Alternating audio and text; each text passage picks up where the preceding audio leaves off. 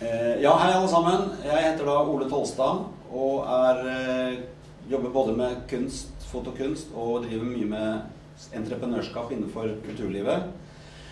Men jeg har lenge hatt en idé om at det har vært artig å lage et kunstprosjekt på grensen mellom Norge og Sverige, hvor vi rett og slett møttes der oppe. Jeg har hentet et kart her som jeg har kalt fra Gauna til Enån. Det er liksom den øverste elven som går mot Sverige, og den nederste elven som går fra Sverige. Og i dette området her så ligger altså 62-63. Og her er et kart over, som dere ser, over den gule grensen mellom, når man da begynner å komme opp og begynner å nærme seg Storlien. Og oppå fjellet her så kunne jeg godt tenke meg å ta med meg noen kulturarbeidere på tvers av faggrensene og se litt på hvordan her ser den topografien i Sverige, litt flatt og litt utflytende, og hvis man går over til Norge på den andre siden, så vil vi kanskje se at det er litt mer brutalt, det er liksom litt lenger ned.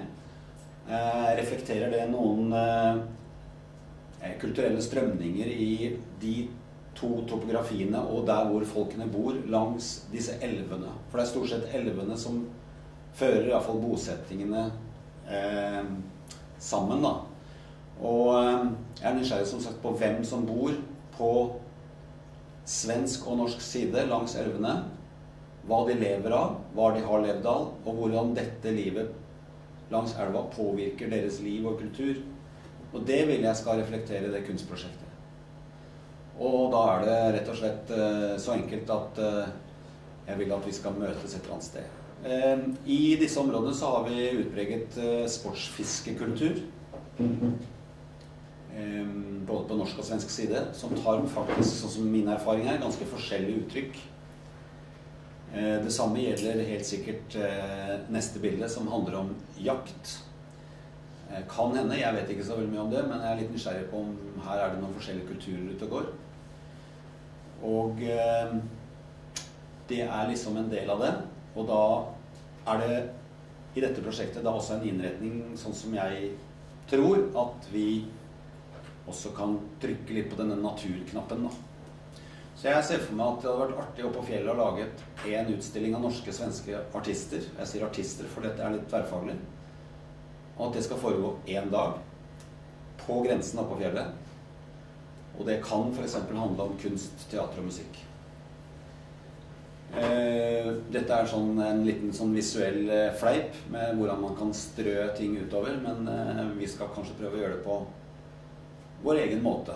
Men det er jo da de folkene som skal være med på dette som bør bestemme, eller bare la det skje.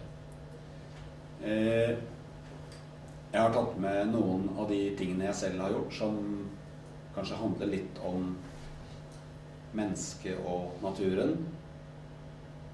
Det er bare noen bilder, men som sagt, prosjektet er foreløpig veldig åpent, og i forhold til tiden så skulle man vel kanskje tro at man kunne få det til i løpet av midtsommers 2015. I hvert fall ha en visjon om det. Så innbydelsen er ganske åpen,